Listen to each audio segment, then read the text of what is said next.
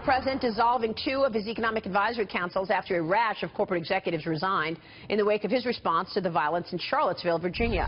This as Apple CEO Tim Cook denounces hate in an email to all employees and said he will be making a $2 million donation to civil rights groups working to fight white supremacy. This as Facebook CEO Mark Zuckerberg took to his platform, writing. He says this: "It is a disgrace that we still need to say that neo-Nazis and white supremacists are wrong, as if this is somehow not obvious." It's true.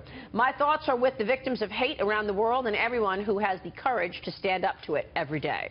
Microsoft CEO Satya Nadella emailed his team as well. Joining us right now is software billionaire, C3 IoT chairman and CEO Tom Siebel. And Tom, it's great to see you again. Thanks so much for joining us. Great to be back. Well, we used to talk in the go-go days of the 90s.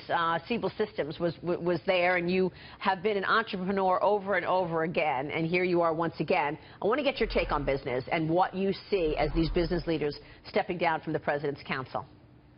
How impactful is that? Well, I think it was Churchill who said that democracy is the worst form of government compared to all the others, and I think we're, with this kind of incredible dysfunction going on in the Republic, we're testing that hypothesis. Yeah, well, I mean, at this point, do you worry that the agenda doesn't get executed? I mean, we talk about tax reform every day. It's so important for small business. We talk about the health care and all of these policies that the president has been talking about. With all of this disruption, does that get disrupted? I've spent 4 decades in the innovation cauldron of Silicon Valley.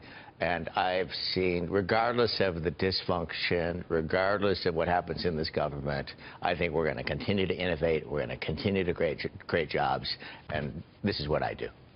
Tom, let me ask you something, because obviously relationships between the administration and what should be his core constituency, the business leaders of the country, they have obviously been tremendously frayed this week. And, Bruce Lavelle, the president's diversity leadership, he was on earlier talking about how stepping down was almost like a sign of weakness from these business leaders.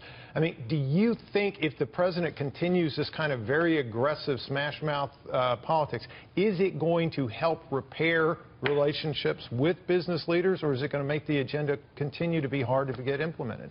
It's hard to believe that anything good comes out of Washington, D.C. in the next 3 years.